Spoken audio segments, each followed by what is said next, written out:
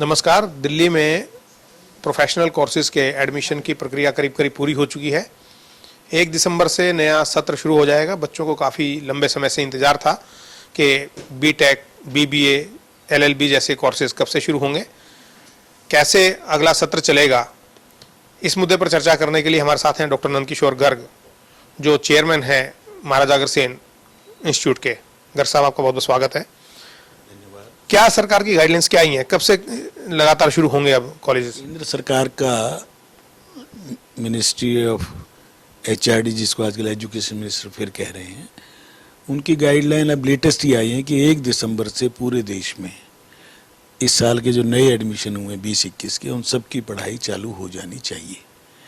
जिस प्रकार से कोरोना का प्रकोप घटा है, परंतु प्रधानमंत्री ने कल सबको सावधान भी किया, क्योंकि 1 महीना ये त्योहारों के हैं और इसमें लापरवाही हो जाया करती, जैसे परहेज टूटा करते हैं। तो वो कल इसीलिए प्रधानमंत्री जी ने कल 12 मिनट में ही सारी बात समझाई है और मैं समझता हूँ हम सबको समझनी चाहिए। तो 1 दिसंबर से निश्चित तौर पर ऑफलाइन पढ़ाई चालू हो जाएगी सभी कॉलेजेस के सभी कोर्सेज के पूरे देश में। लेकिन डॉक्टर साहब, कोर्स कैसे पूरा हो पाएगा, क्योंकि 4 महीने निकल गए हैं और अगले 4-6 महीने में फिर मई जून में एग्जाम हो जाते हैं, तो कैसे हो पाएगा सब संभव? नहीं, इस बार का सेशन मई जून वाला जो है, मुझे लगता है जुलाई में जाके इम्तिहान होंगे और कुछ संडे सैटरडे लगा के कोर्स तो पूरा कराना चाहिए, क्योंकि इम्तिहान लेना कोई पर्पज़ नहीं होना चाहिए, बच्चे को सिखाना है। और इंजीनियरिंग कोर्स में तो जब तक लेबॉर्ट्री में बच्चे नहीं आएंगे, जब तक उसको मैं नहीं समझता वो इंजीनियर बन पाएगा। इसलिए सैटरडे संडे भी हम वर्किंग करेंगे, हम तो अपने यहाँ, और बच्चों को 1-2 पीरियड एक्स्ट्रा भी पढ़ाना पड़ेगा, डेली वो पढ़ाएंगे, ताकि हमारे यहाँ तो अपने जो हमारी बच्चे की पहचान है वो इसी कारण है कि हमारे यहाँ पढ़ाई अच्छी है। और बाकी सबको भी इस चीज़ का ध्यान रखना चाहिए, आखिर देश के लिए चल रहे कॉलेज स्कूल जितने भी हैं। तो ये अगला सेशन मान लो जो 1 अगस्त से शुरू होना है, उसको 1 सितंबर से कर लो। मतलब ऐसे एडजस्ट कर दिया जाएगा एक महीने? पूरे विश्व की प्रॉब्लम है, सब इसी ढंग से एडजस्ट कर रहे हैं। और कुछ कोर्स स्कूलों में तो कर्टेल ही कर दिया सरकार ने 1/3 एनसीईआरटी ने, पर इंजीनियरिंग और प्रोफेशनल कोर्सेज में तो कर्टेल नहीं करना चाहिए, पूरा पढ़ाना चाहिए, थोड़ा स्पीड से पढ़ा देना चाहिए। डॉक्टर साहब, इस बार तो रिजल्ट भी बड़ा अच्छा है बच्चों का, और हमने देखा कि दिल्ली के सरकारी स्कूल हैं 1000 बच्चे जिन्होंने जेई और नीट का एग्जाम क्लियर किया है। तो क्या अपने कॉलेज में भी इस प्रकार ज़्यादा दबाव रहा बच्चों का, बच्चों का रुझान ज़्यादा बढ़ रहा है इन सब्जेक्ट्स की तरफ? ये रुझान तो दिल्ली के अंदर 2.5 लाख बच्चे इम्तिहान देते हैं 12वीं का, और दिल्ली के अंदर सारी सीट मिला के लगभग 1.25 लाख 1.5 लाख है, सारी यूनिवर्सिटी मिलाकर, इसलिए प्रेशर तो रहेगा। और जब 100 में से 100 नंबर वाले ज़्यादा लोग आएंगे तो डीयू के अंदर कट ऑफ 100 गई ना कई चीज़ों की। परंतु इस देश का दुर्भाग्य है कि हम वास्तविकता को स्वीकार नहीं कर रहे हैं। दिल्ली यूनिवर्सिटी की फ़ीस इतनी कम है कि सुनकर या हंसी आए। और हमारे मुख्यमंत्री जी जो 26 कॉलेज जो दिल्ली सरकार के हैं, जिसमें से फुल्ली फाइनेंस वाले भी हैं, उनको 4-4 महीने से सैलरी रिलीज़ नहीं कर रहे हैं, क्योंकि वहाँ फीस बढ़ नहीं सकती निश्चित तौर पर। दिल्ली यूनिवर्सिटी के एक्ट में अमेंडमेंट हमने 96 में करा ली थी जी, जब हमने आईपी यूनिवर्सिटी बनाई, और उसके बाद तो 10-12 यूनिवर्सिटी और बनी है। शीला जी ने कई बनाई, फिर केजरीवाल जी ने भी अभी एनएसयूटी बना दी, एक प्रोफेशनल ये जो स्किल डेवलपमेंट बना रहे हैं, एक स्पोर्ट्स की बना रहे हैं, अच्छी बात है। इनके अंदर भी आप स्वीकार करो ना कि भाई फीस जो दे सकते हैं वो फीस वाले, उनके लिए फ़ीस का दरवाज़ा है। जो पब्लिक स्कूलों में 10,000 महीने की फ़ीस दे के पढ़ के आए हैं, वो 15 रुपये के में कॉलेज क्यों पढ़ना चाहिए? तो क्या ये माना जाए कि आप चाहते हैं कि थोड़ा सा सरकारी स्कूलों की और कॉलेजों की फीस भी बढ़नी चाहिए? मेरा ये मानना है कि जो दे सकते हैं, अफोर्डेबल हैं, जिनके आप ओबीसी है, मान लो 5 लाख की इनकम सीलिंग है, मानो उसको SC ST के लिए फ्री पढ़ा लो, मैं समझ में आती है। परंतु किसी का बच्चा GD गोयनका से पढ़ के निकला, DPS से पढ़ के निकला, वो कॉलेज के अंदर फीस उतनी तो दे सकता है ना। तो मैंने तो अपने मधु दंडवते जी फाइनेंस मिनिस्टर थे, जब एक चिट्ठी लिखी थी 1989 में कि लास्ट फीस जिस बच्चे ने जो पे की है वो कॉलेज में मिनिमम उसको देनी चाहिए। तो लेकिन ये फैसला तो केंद्र सरकार का रहेगा, दिल्ली यूनिवर्सिटी का रहेगा? केंद्र सरकार हो या दिल्ली सरकार हो या दिल्ली यूनिवर्सिटी, सब जगह यूनियन हावी है। ड्यूटा, डूसू, ये वो बस का पास भी वही है जो मेरा था, मेरी पोती के लिए भी वही रहा, फीस भी वही रही। क्यों? टीचर उस समय 900 रुपये में पढ़ा रहा था, 1.5 लाख रुपये में पढ़ा रहा है, तो खर्चा किसका जा रहा है? आपका मेरा टैक्स का ही जा रहा है ना। तो आप दोनों कैटेगरी रखो ना, जो दे सकते हैं उनसे लो, जो नहीं दे सकते उनसे मत लो। जो बीच वाले हैं उनको लोन वगैरह दे दो इंटरेस्ट फ्री, ताकि आईआईटी में कर दिया ना धीरे धीरे भारत सरकार ने, इसमें कर दिया ना Indian institute of management studies में, तो मेडिकल करने में क्यों डर लगता है इनको।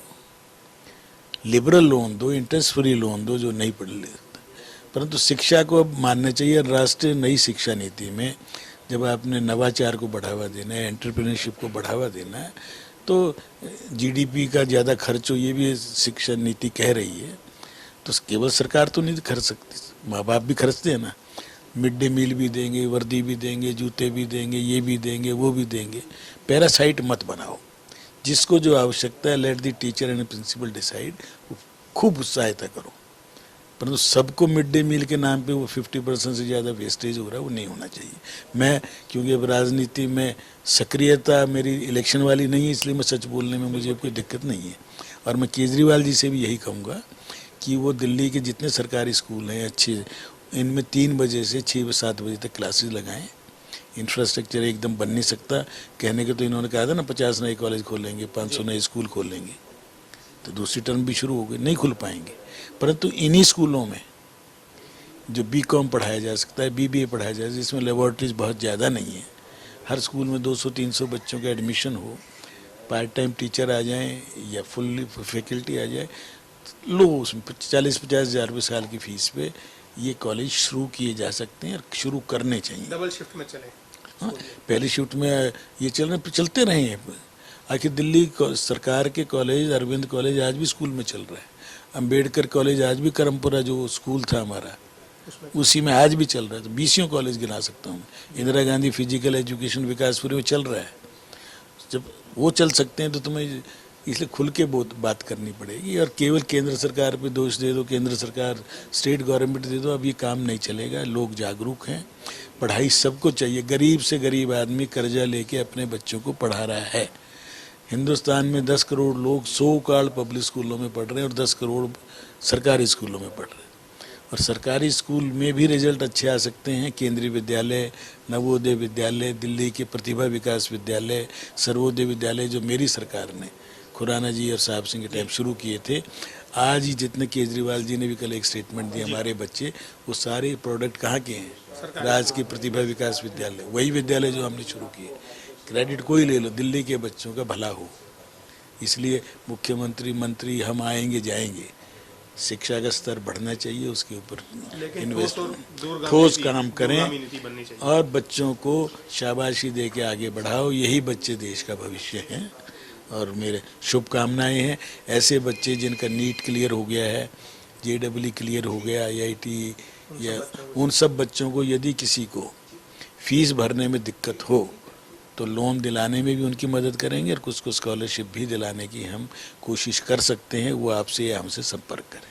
बहुत बहुत धन्यवाद हमसे बात करने के लिए। डॉक्टर नंदकिशोर गर्ग जो महाराजा अग्रसेन इंजीनियरिंग कॉलेज के चेयरमैन हैं, उन्होंने बच्चों को शुभकामनाएं दी हैं। नीट और जेईई जिन्होंने अच्छे नंबरों से पास किया है उनको बहुत सारे सुझाव दिए हैं, केंद्र सरकार को भी और दिल्ली के मुख्यमंत्री अरविंद केजरीवाल को भी। एक ये उन्होंने प्रस्ताव रखा है कि जो बच्चे हैं जिनको फीस भरने में दिक्कत हो वो संपर्क कर सकता है, उनको ऋण भी दिलाएंगे बैंक से और उनकी फीस माफ़ी और स्कॉलरशिप जैसे कदम भी उठाए जाएंगे अगर संपर्क कोई बच्चा करता है तो। साथ में ये सुझाव दिया है कि डबल शिफ्ट में कॉलेजों को चलाया जाए और जो आयकर दाता हैं स्कूलों के अंदर कॉलेज को चलाया जाए और जो आय के हिसाब से श्रेणियां विभक्त कर दी जाएं। जो उच्च आय वर्ग के लोग हैं उनकी फीस बढ़ानी चाहिए, बस के पासिस उनके विड्रॉ करने चाहिए। मध्यम श्रेणी के लोगों के लिए भी अलग नीति बने और गरीब बच्चों को शिक्षा मुफ्त मिलनी चाहिए। कुल मिलाकर जो नई शिक्षा नीति आई है इसमें भी कुछ बदलाव की डॉक्टर नंदकिशोर गर्ग ने आवश्यकता बताई है। कार्यक्रम मुद्दा में आज इतना ही। अगले कार्यक्रम में फिर मिलेंगे, तब तक के लिए दीजिएगा इजाजत। नमस्कार।